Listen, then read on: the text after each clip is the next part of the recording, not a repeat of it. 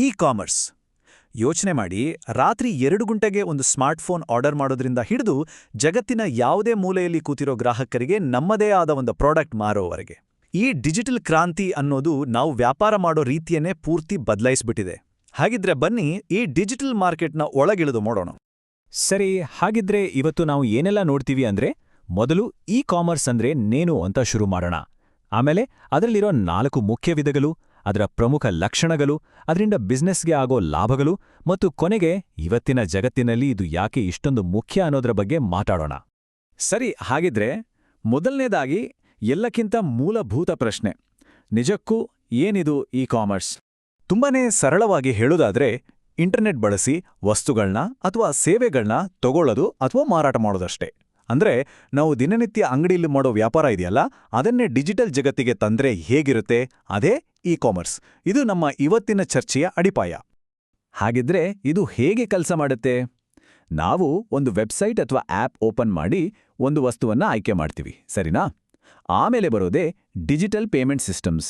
ಇವು ಬರೀ ದುಡ್ಡು ಟ್ರಾನ್ಸ್ಫರ್ ಮಾಡೋಕ್ ಮಾತ್ರ ಅಲ್ಲ, ಕೊಳ್ಳೋರಿಗೂ ಮಾರೋರಿಗೂ ನಡುವೆ ಒಂದು ನಂಬಿಕೆಯನ್ನ, ಒಂದು ಸೇತುವೆಯನ್ನ ಕಟ್ಟುತ್ತೆ. ಈ ಒಂದು ಸುರಕ್ಷಿತ ವ್ಯವಹಾರ ಇದೆಯಲ್ಲ, ಅದೇ ಇ ಕಾಮರ್ಸ್ನ ಹೃದಯ ಇದ್ದ ಹಾಗೆ. ನಾವು ಆನ್ಲೈನ್ನಲ್ಲಿ ನೋಡೋ ಎಲ್ಲ ಶಾಪಿಂಗ್ ಒಂದೇ ಥರ ಇರಲ್ಲ. ಇದರಲ್ಲಿ ಮುಖ್ಯವಾಗಿ 4 ವಿಧಗಳಿದೆ. ಇಲ್ಲಿ ಯಾರು ಯಾರಿಗೆ ಮಾರಾಟ ಮಾಡ್ತಿದ್ದಾರೆ ಅನ್ನೋದ್ರ ಮೇಲೇನೆ ಇಡೀ ಕಫೆನೇ ಬದಲಾಗುತ್ತೆ. ಮೊದಲನೇದು ಬಿ2ಬಿ, ಅಂದ್ರೆ ಬಿಸ್ನೆಸ್ ಟು ಬಿಸ್ನೆಸ್. ಒಂದು ಕಂಪನಿ ಇನ್ನೊಂದು ಕಂಪನಿಗೆ ಕಚ್ಚಾ ವಸ್ತುಗಳನ್ನ ಮಾರೋ ಥರ. ಇಲ್ಲಿ ವ್ಯಾಪಾರ ದೊಡ್ಡ ಪ್ರಮಾಣದಲ್ಲಿ ನಡೆಯುತ್ತೆ. ಇನ್ನು ಎರಡನೇದು ಬಿ2ಸಿ. ಇದು ನಮ್ಗೆಲ್ಲ ಚೆನ್ನಾಗಿ ಗೊತ್ತಿರೋ ಅಮೆಜಾನ್, ಫ್ಲಿಪ್ಕಾರ್ಟ್ ಥರ. ಅಂದ್ರೆ ಕಂಪನಿ ನೇರವಾಗಿ ನಮ್ಗೆ ಗ್ರಾಹಕರಿಗೆ ವಸ್ತುಗಳನ್ನ ಮಾರುತ್ತೆ. ಮೂರನೇದು ಸಿ2ಸಿ, ಅಂದ್ರೆ ಕನ್ಸ್ಯೂಮರ್ ಟು ಕನ್ಸ್ಯೂಮರ್. ನಮ್ಮ ಹಳೆ ಫೋನನ್ನ OLX ಅಲ್ಲಿ ಇನ್ನೊಬ್ರಿಗೆ ಮಾರಿದ್ರೆ ಅದು ಸಿ2ಸಿ ಆಗುತ್ತೆ. ಕೊನೆಯದಾಗಿ ಸಿ2ಬಿ. ಇಲ್ಲಿ ನಾವು ಅಂದ್ರೆ ಗ್ರಾಹಕರು ನಮ್ಮ ಸೇವೆಗಳನ್ನ ಕಂಪನಿಗಳಿಗೆ ಮಾರಾಟ ಮಾಡ್ತೀವಿ. ಉದಾಹರಣೆಗೆ ಫ್ರೀಲಾನ್ಸ್ ಬರಹಗಾರರು ಅಥವಾ ಡಿಸೈನರ್ಗಳು. ಸರಿ, ಇದೆಲ್ಲ ಆಯ್ತು. ಆದ್ರೆ ನಮ್ಮ ಪಕ್ಕದ ಅಂಗಡಿಗೂ ಈ ಆನ್ಲೈನ್ ಅಂಗಡಿಗೂ ಇರೋ ಮುಖ್ಯ ವ್ಯತ್ಯಾಸ ಏನು? ಯಾವುದು ಇದನ್ನೇ ಇಷ್ಟು ಸ್ಪೆಷಲ್ ಮಾಡುತ್ತೆ? ಅದರ ನಿಜವಾದ ಶಕ್ತಿ ಎಲ್ಲಿದೆ? ಬನ್ನಿ ನೋಡೋಣ. ಮೊದಲನೇದಾಗಿ ಮತ್ತೆ ಬಹುಶಃ ಅತಿ ದೊಡ್ಡ ಶಕ್ತಿ ಅಂದ್ರೆ ಇದಕ್ಕೆ ಟೈಮ್ ಲಿಮಿಟ್ಟೇ ಇಲ್ಲ. ಅಂಗಡಿ ಬಂದಾಗಿದೆ ಅನ್ನೋ ಬೋರ್ಡೇ ಇಲ್ಲಿ ಕಾಣಲ್ಲ.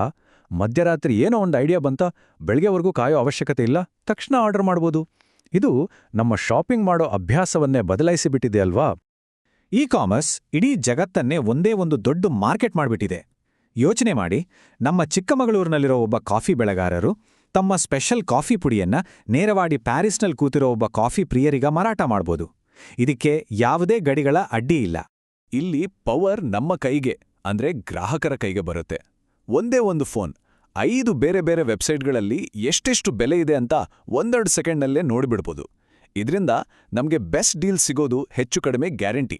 ಇನ್ನು ಕೊನೆಯದಾಗಿ ಅನುಕೂಲ, ಅದರಲ್ಲೂ ಹೋಮ್ ಡೆಲಿವರಿ. ಇದು ಅಲ್ಟಿಮೇಟ್ ಅಲ್ವಾ? ಟ್ರಾಫಿಕ್, ಪಾರ್ಕಿಂಗ್ ಈ ತಲೆ ನೋವೇ ಇಲ್ಲ. ನಾವು ಆರ್ಡರ್ ಮಾಡಿದ ವಸ್ತು ಸೀದಾ ನಮ್ಮ ಮನೆ ಬಾಗಿಲಿಗೆ ಬಂದಿಲ್ಲ. ಇ ಕಾಮರ್ಸ್ ಕೇವಲ ನಮ್ಗೆ ಅಷ್ಟೇ ಅಲ್ಲ, ವ್ಯಾಪಾರ ಮಾಡೋರಿಗೂ ಇದು ದೊಡ್ಡ ವರದಾನ. ಇದು ಹೇಗಂದ್ರೆ ಮಾರೋರಿಗೂ ಲಾಭ, ಕೊಳ್ಳೋರಿಗೂ ಲಾಭ. ಒಂದು ವಿನ್ ವಿನ್ ಸಿಚುವೇಶನ್. ಅದು ಹೇಗೆ ಅಂತ ನೋಡೋಣ. ನೋಡಿ, ಇಲ್ಲಿ ಸಂಬಂಧ ತುಂಬಾ ಸರಳವಾಗಿದೆ. ವ್ಯಾಪಾರಿಗಳಿಗೆ ಅಂಗಡಿ ಬಾಡಿಗೆ, ಕರೆಂಟ್ ಬಿಲ್ಲು, ಸಿಬ್ಬಂದಿ ಸಂಬಳದಂತಹ ಖರ್ಚುಗಳು ಕಡಿಮೆ ಆಗುತ್ತೆ ಅಲ್ವಾ? ಹಾಗಾಗಿ ಅವರು ವಸ್ತುಗಳನ್ನ ಕಡಿಮೆ ಬೆಲೆಗೆ ಮಾರ್ಬೋದು. ಆ ಲಾಭ ನೇರವಾಗಿ ನಮಗೆ ಸಿಗುತ್ತೆ. ಅಷ್ಟೇ ಅಲ್ಲ, ವ್ಯಾಪಾರಿಗಳು ನಮ್ಮ ಖರೀದಿ ಹವ್ಯಾಸಗಳನ್ನು ನೋಡಿ ನಮಗೆ ಬೇಕಾದ ವಸ್ತುಗಳನ್ನೇ ತೋರಿಸ್ತಾರೆ. ಇದರಿಂದ ನಮ್ಮ ಸಮಯ ಕೂಡ ಉಳಿಯುತ್ತೆ. ಸರಿ, ಇಷ್ಟೆಲ್ಲ ಆಯ್ತು. ಈಗ ಕೊನೆಯ ಮತ್ತು ಅತಿ ಮುಖ್ಯವಾದ ಪ್ರಶ್ನೆಗೆ ಬರೋಣ. ಇದೆಲ್ಲ ಸೇರಿ ನಮ್ಮ ಬದುಕು ಮತ್ತು ನಮ್ಮ ದೇಶದ ಆರ್ಥಿಕತೆ ಮೇಲೆ ಬೀರೋ ದೊಡ್ಡ ಪರಿಣಾಮವಾದ್ರೂ ಏನು? ಹಾಗಿದ್ರೆ ನಾವು ಇವತ್ತು ಕಲ್ತಿದ್ದನ್ನೆಲ್ಲ ಒಟ್ಟುಗೂಡಿಸಿ ನೋಡಿದ್ರೆ, ಇ ಕಾಮರ್ಸ್ ಅನ್ನೋದು ಬಿಸ್ನೆಸ್ಗಳನ್ನ ಬೆಳೆಸುತ್ತೆ, ಕಂಪನಿಗಳ ಖರ್ಚನ್ನ ಕಡಿಮೆ ಮಾಡುತ್ತೆ, ನಮಗೆ ಶಾಪಿಂಗ್ ಮಾಡಕ್ಕೆ ತುಂಬಾನೇ ಅನುಕೂಲ ಮಾಡಿಕೊಡುತ್ತೆ, ಹಾಗೆ ನಮ್ಮ ಸಮಯವನ್ನು ಉಳಿಸುತ್ತೆ. ಈ 4 ಚಕ್ರಗಳ ಮೇಲೇನೆ ನಮ್ಮ ಆರ್ಥಿಕತೆಯನ್ನ ಮುಂದೆ ತಳ್ಳುವ ಒಂದು ಪವರ್ಫುಲ್ ಇಂಜಿನ್ ಇದು. ಈ ಚರ್ಚೆಯನ್ನ ಒಂದು ಬಹಳ ಮುಖ್ಯವಾದ ಪ್ರಶ್ನೆಯೊಂದಿಗೆ ಮುಗಿಸೋಣ.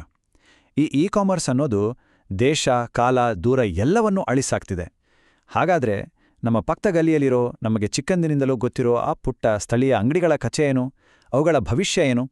ಮುಂದಿನ ಸಲ ಆನ್ಲೈನ್ನಲ್ಲಿ ಏನಾದರೂ ಆರ್ಡರ್ ಮಾಡೋ ಮುಂಚೆ ಒಂದು ಕ್ಷಣ ಇದರ ಬಗ್ಗೆ ಯೋಚನೆ ಮಾಡಿ.